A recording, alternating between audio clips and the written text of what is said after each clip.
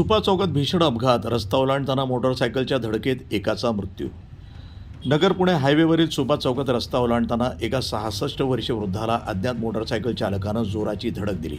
या भीषण अपघातामध्ये गंभीर जखमी झालेल्या वृद्धाचा उपचारादरम्यान मृत्यू झालाय.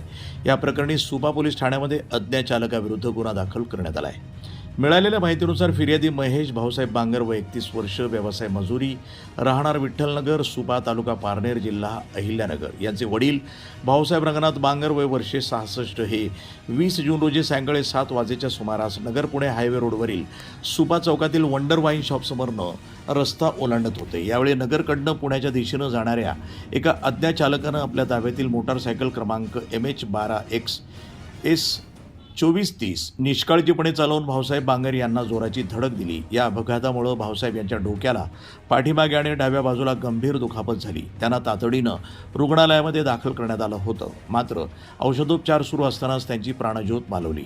अपघात घडल्यानंतर आरोपी चालक घटनास्थळावरून फरार झाला असून त्याला अद्याप अटक करण्यात आलेली नाही. त्याच्या विरुद्ध सुपा पोलीस ठाण्यात गुन्हा दाखल करण्यात आला आहे. वृत्तसंपादन विभाग, न्यूज टुडे 24, सुपा.